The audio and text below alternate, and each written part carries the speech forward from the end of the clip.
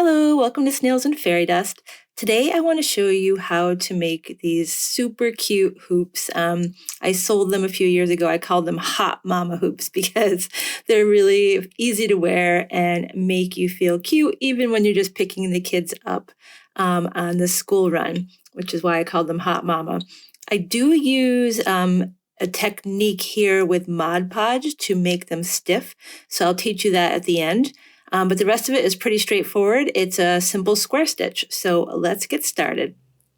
I am using Miyuki Delicas beads, but it's very important to note that I am using a size 10 Miyuki. Normally I use size 11. 10 is a bigger bead, so it has a bigger hole, and it's going to give us the room to be able to slide the hoop through the beadwork later. I'm just going to show you a size comparison here. So the pink ones are my normal size 11, and the orange are the size 10. There you go. It's not an obvious difference, but it makes a difference. I've tried it with the 11. This project will not work with the 11, so I'm just letting you know now. And to show you on the hoop, this is a 25 millimeter hoop, by the way.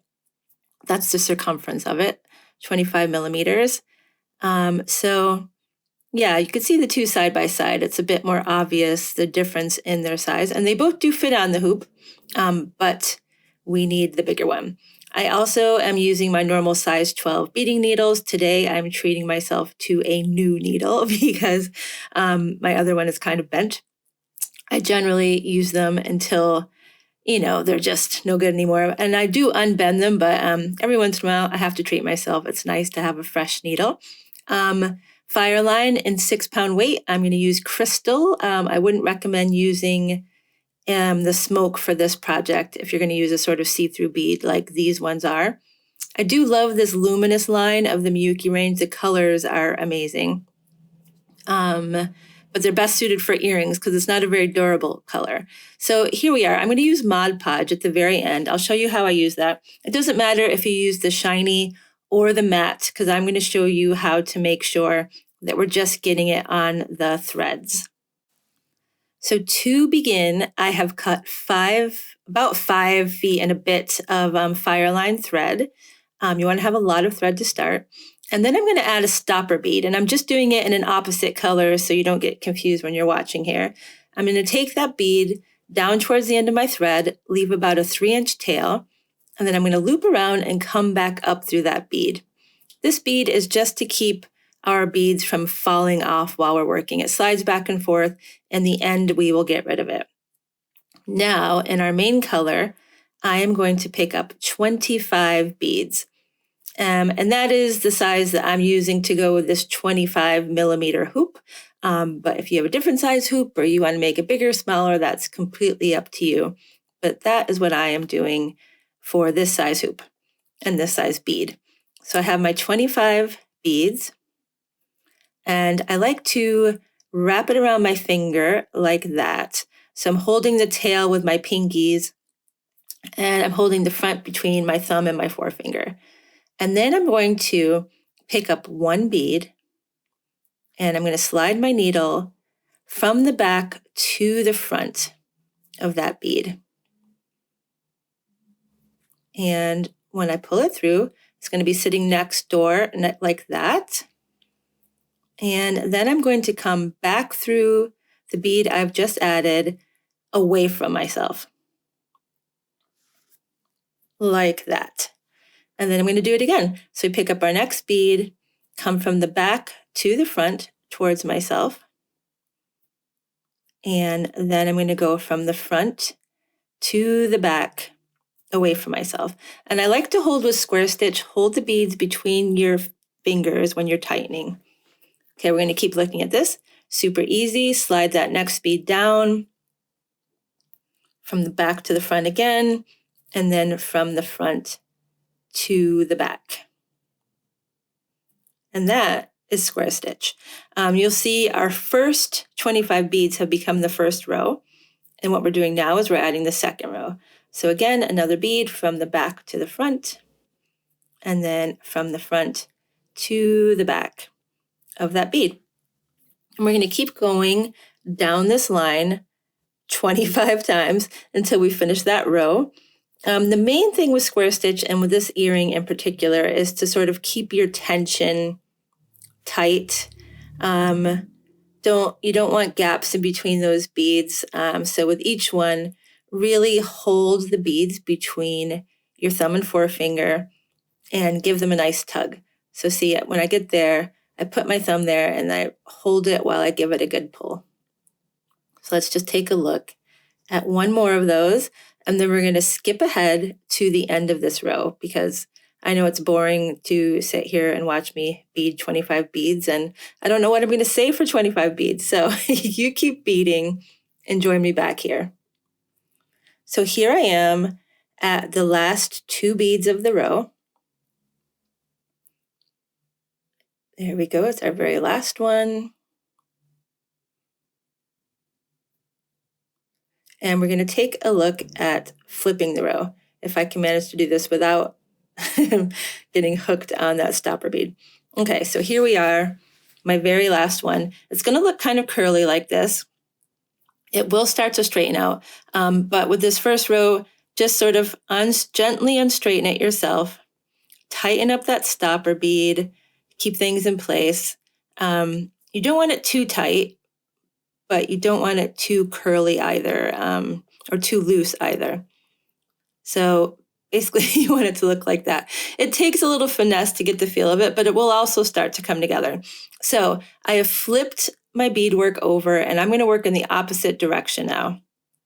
So doing that same technique, you pick up a bead, and on that last row, the last bead, we've added the new bead, and so we come from back to front and then from front to back. It's the same exact thing. We've just flipped over the work and we're working in the opposite direction. It really is one of the easiest stitches, square stitch. Just takes a lot of thread actually, which is why it's important in the beginning to make sure you have enough thread.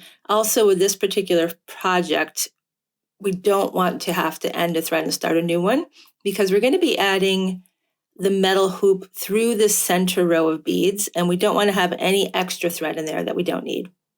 So altogether, there are going to be 5 rows like this. The third row is going to be the row where your where your hoop goes through. So that row, we don't want any extra thread in there. So tighten up your little end bead, your stopper bead there whenever you need to. And I'm just going to keep beading here until we get to the end. So now I'm almost at the end of this row, and then I'm just going to show you the flip around again for the 4th row so you can really see how that happens. If you're new to this, I don't want you to be overwhelmed by that. Also, if you're new to this and you do find this overwhelming, though I think it's pretty easy, I think you've got this. I do have another video for square stitch, which has a free pattern with it. You could go and take a look at. It has like a purple heart. And that is a good beginner square stitch video. So we've ended this row. And now we're going to go back in the opposite direction and add our 4th row. So same thing, picking up a bead, going from the back to the front. And then again from the front to the back. So keep going, finish that row. The other cool thing about this stitch is that it's really easy to come up with your own designs because you could just use any graph paper you have lying around because it's just a grid, really. Now I'm on my 5th and final row. You see the pieces starting to come together and things aren't so loosey-goosey anymore. Once you get past that 3rd row, the shape really starts to come together and you don't have to worry so much about your tension and everything. But in the very first 2 rows, you do have to pay attention to that. So I'm just going to finish off this row and then show you how to weave in your threads. So here we are. I finished that row. Look how satisfyingly cute that is. I love just holding a piece of beadwork in my hand. The way it feels like fabric, I think is really cool. I've taken off that stopper bead now. I don't need it. And I'm going to take my thread and weave it back in. And I'm just showing you here, you want to avoid, we're going to completely avoid that center row because we need to keep it clear. So I'm just going to weave back down in the second row a little bit. And then I'm going to find these two beads next door to each other. And I'm going to make a little loop around the two beads. So going down one, coming up the next one. And then do that again. And we're not going to have to be too crazy about ending our threads on this because we are going to add that Mod Podge in the end, and that is going to keep anything from moving anywhere. But I am just going to do one more round of this little loopy-doopy here. And then I'll be able to clip that thread. The nice thing about these size 10 beads is that they are huge. You know, it's really easy to get your thread through. It's going to be a bit trickier when we add the wire, as you will see, but it's completely possible. You could do it. You just have to be patient. This is a patient one. So now I'm taking the tail end thread, smoothing down that Fireline so I could thread my needle. If you ever have trouble threading Fireline, just run it between your nails. It makes it nice and smooth and much easier. And then I'm just going to do the same thing with the tail. I'm going to weave that in. And again, avoiding that center line of beads. So I'm just going to loop around a couple here and then come up and loop around a couple more. The great thing about this project is it's fast. It's fast and effective. I mean, who doesn't want a bright pair of hoops? And you could do them in patterns. You could do whatever you want once you get good at this. And you can make them fast, and you could fill up your booth at your next craft fair. You could fill up your shop.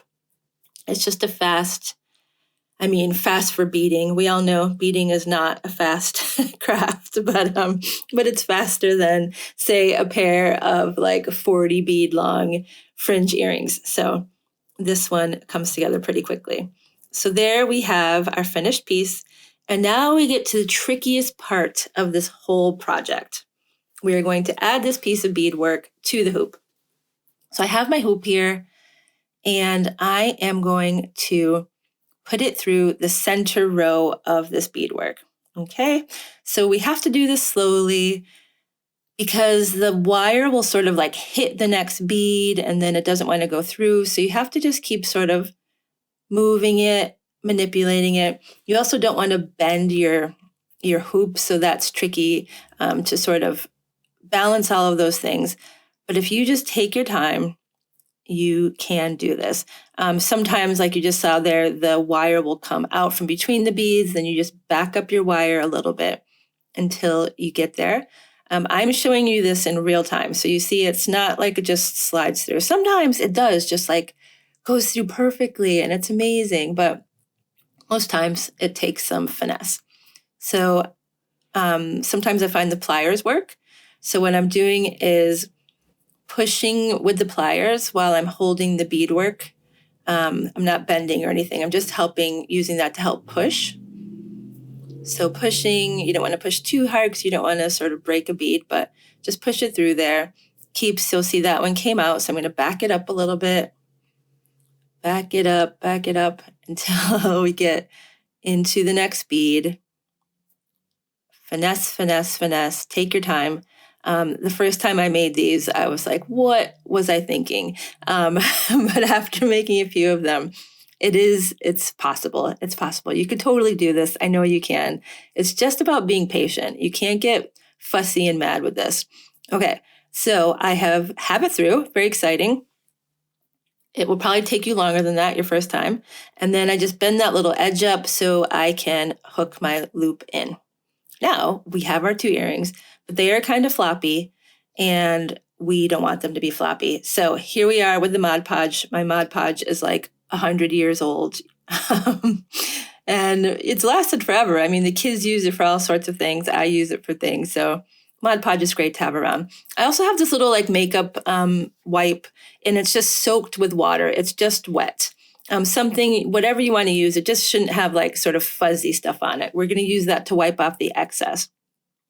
So I'm just going to take my brush, put on a generous amount of the Mod Podge. The idea is that we want it getting to the threads. I don't care if it's on top of the beads now because we're going to wipe that off, but it's important that you get enough in there that it's soaking through to the threads because that is what's going to hold the shape. Doesn't matter if it's on the beads, it has to be on the threads. So I have it in there and now I'm just going to sort of rub it in and rub off the excess off of the beads with my little wet cotton swab here. What do we call these? Like makeup remover wipes? I guess that's what they are. Makeup cotton pads. So we're going to wipe it off with the cotton pad. Obviously, you just don't want to use something like a cotton ball because those little like fibers will stick to it. Just something smooth, maybe even a piece of fabric, soft piece of fabric that's just damp, not soaking wet, just damp. So I'm doing the second one now. And the same thing, just really getting that Mod Podge into the threads. Like that's the main thing. And if I'm going to be perfectly honest with you, normally I would do this with my fingers, but I'm just, trying to be fancy for the video and I didn't want everything to be sticky and for you to see the chaos I normally work in. So see, even here, I can't even stop myself. So normally I do actually just rub this in with my fingers to make sure it gets into the threads. I'm a tactile person. So I've rubbed it in there. Now my fingers are filthy. And then I'm still going to just take that little cotton swab and wipe off the excess off the outside of these beads. And yeah, you're not going to see this when it's dry. I'm going to show you something in a second, an old one I have that you'll see that you just don't see anything. So we're just using that Mod Podge on the inside. You're never going to see it. It's going to give you a great stiffness to your work, but not so stiff that you can't actually move it. It'll still have a little bend to it. So now we want to make sure that we have everything looking the way we want it to before we let it dry. So I'm just going over this, checking, making sure there's no extra like drips, drops anywhere. You want to make sure you don't have any of the Mod Podge on your actual wire.